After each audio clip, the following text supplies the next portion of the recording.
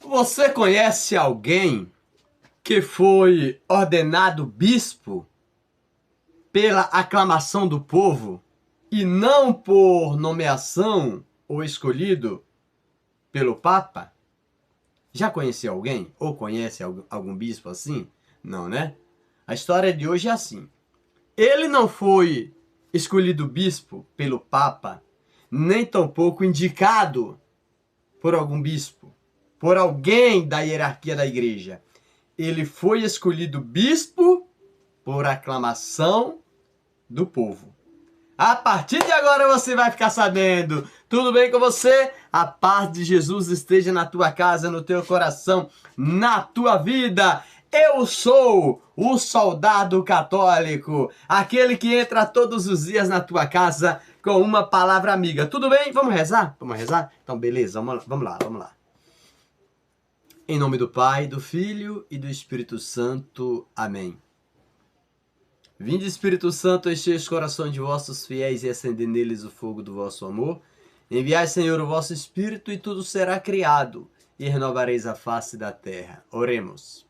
Ó Deus, que instruísse os corações de vossos fiéis com a luz do Espírito Santo, fazei que apreciemos retamente todas as coisas segundo o mesmo Espírito e gozemos sempre da sua consolação. Por Cristo Senhor nosso. Amém. Hoje quero trazer para você mais uma história de um homem. Isso mesmo, de um homem. De um jovem. De um jovem que vivia uma vida mundana, sim. Vivia uma vida mundana, com os prazeres da carne, com os prazeres da vida.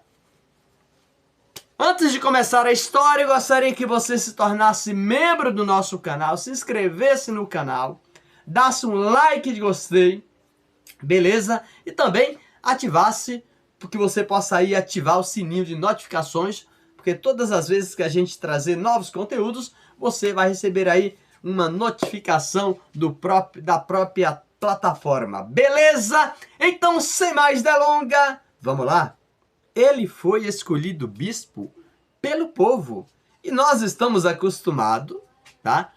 Quando tem um padre que faz um trabalho bacana, que tem uma missão missionária resplandecente, tá?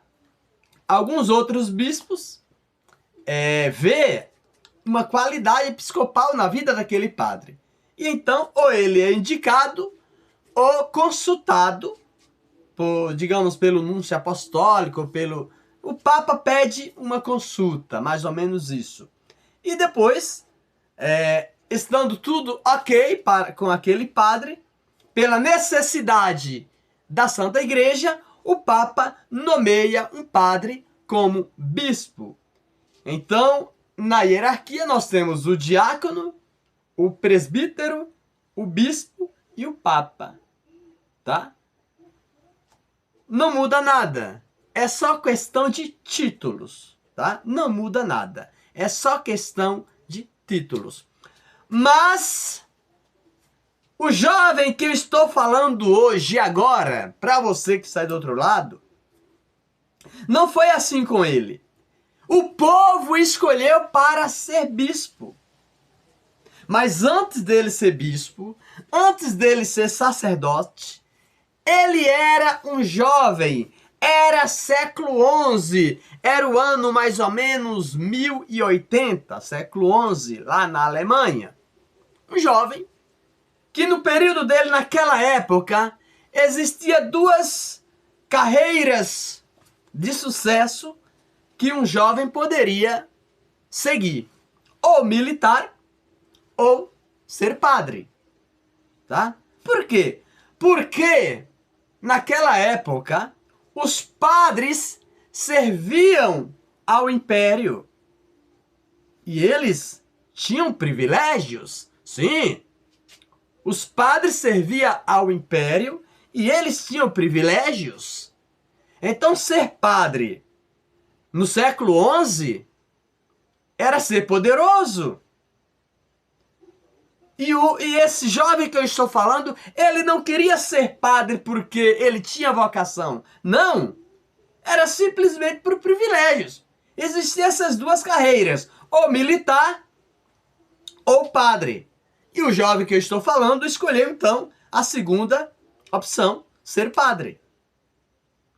Mas nesta visão de ser padre para ter, não é? Para ostentar, para ter tudo que quisesse ter, entre aspas, e ter privilégios.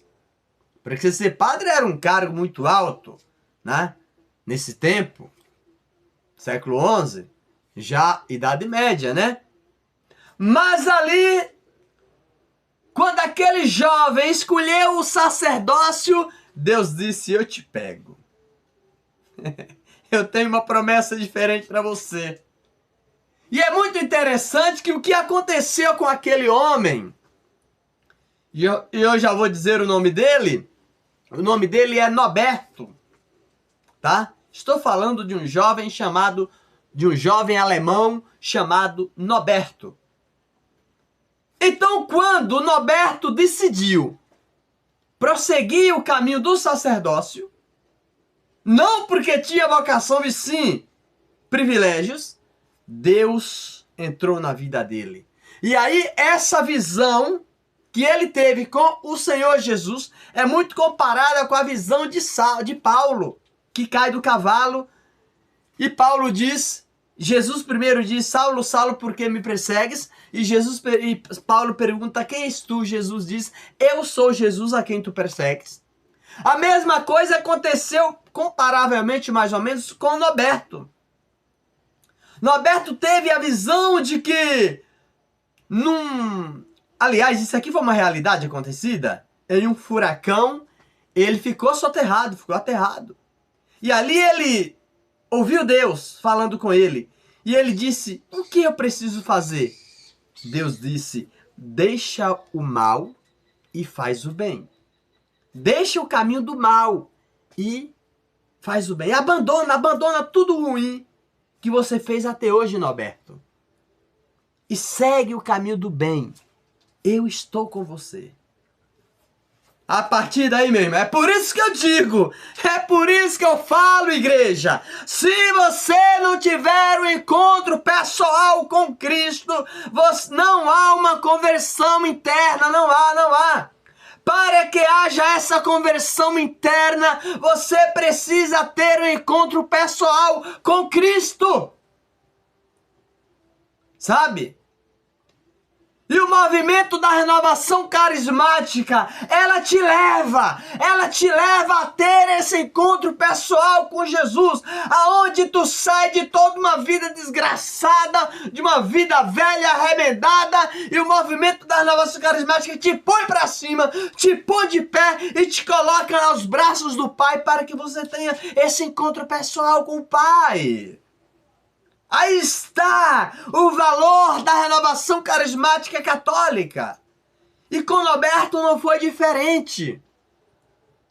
Noberto ouviu a Deus e a partir dali ele vendeu tudo o que ele tinha, deu aos pobres, se tornou padre, tá? A única coisa que ele deixou para ele, reservou para ele foi uma mula, porque ele era padre, precisava evangelizar, e algumas moedinhas, né? E olha, o cara, quando tem um encontro com Jesus, o que é que o cara faz? Ele é capaz de renunciar a tudo, sim. Quando você tem um encontro com Jesus, você é capaz de renunciar a tudo. Por amor à igreja, por amor a Cristo. E muitas das vezes, o Cristo crucificado. Muitas das vezes, o Cristo crucificado. Então repare, igreja, repare como é que a conversão acontece.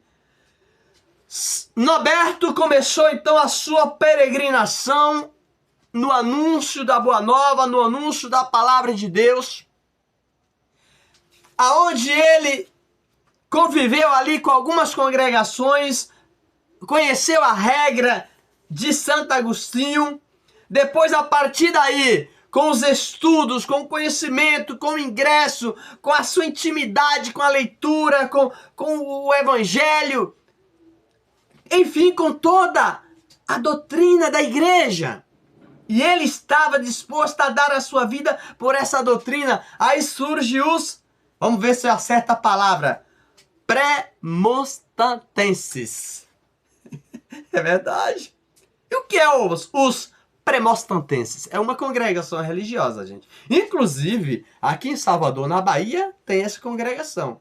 Tem um amigo meu que está por lá, né? O Alberico. Não sei se continua. Se por acaso você me assistir, Alberico, aquele abraço para você. Eu e o Alberico, nós éramos monges no Mosteiro dos Cistercienses.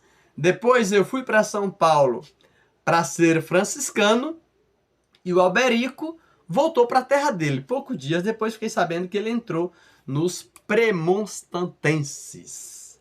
Tá? Não sei se a palavra é realmente essa, porque eu não tenho costume de estar pronunciando essa palavra. E tudo aquilo que a gente não tem costume, a gente tem certa dificuldade de locução, de pronúncia. Mas acho que a palavra é essa, premonstrantenses. Beleza? Que é uma congregação religiosa. E a partir de Norberto, tá? Do padre Norberto, essa congregação ganhou vida, ganhou vocações.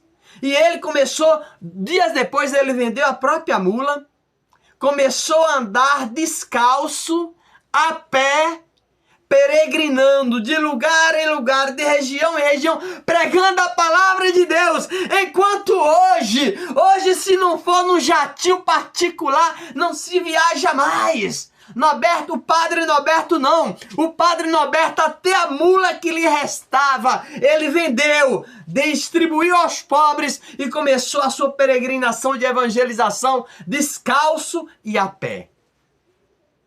Minha gente, o testemunho, a conversão nos faz isso. É engraçado. É engraçado que você vê alguns lugares por aí, algumas casas que se diz igreja, que quanto mais rico você for, mais de Deus você é.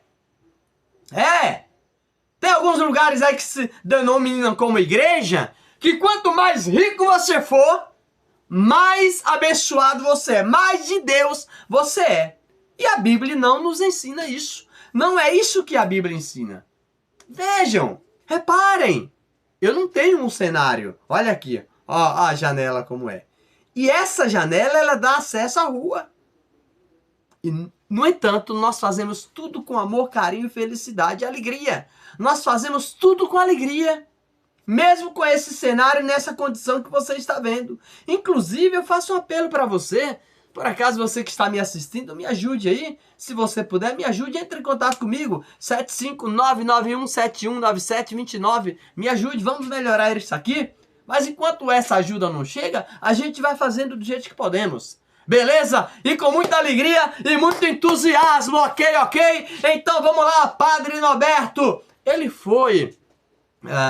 ele visitou imperadores, reis, visitou papa, né? Os papas da época dele gostavam do trabalho dele, pediu... Não sei se agora foi o Gregório. Me falta a memória. Pediu que ele prosseguisse, que ele estaria no caminho certo, tá? Essa congregação religiosa que eu citei anteriormente para você, foi ele que impulsionou, e a coisa funcionou e funciona até hoje. E depois, ele foi em um funeral de um bispo, né, da época dele, que ele era padre, e o próprio povo, a população, o elevou a bispo. Entende? Aclamou ele como bispo, aí não teve jeito. A igreja teve que ordenar ele bispo, não teve jeito. Tá? Hoje é o Papa que nomeia um padre para ser bispo. Norberto foi diferente. Tá? O povo aclamou Norberto. O povo elevou Norberto a episcopado. E isso aconteceu. E foi um dos melhores bispos da época. Claro, enfrentou as blasfêmias dos hereges, enfrentou as heresias da época, mas a vida santa fez de Norberto um santo Por isso que nós comemoramos hoje, dia de São Norberto, tá? Um jovem lá do século XI, 1080, tá? Morreu lá no ano 1134 e 1582 foi canonizado. Padroeiro da Boêmia, ou padroeiro da Boemia, mas... da Boêmia. Mas existe algumas coisas na internet, profecia, não sei o quê, relacionada a São Norberto. Gente,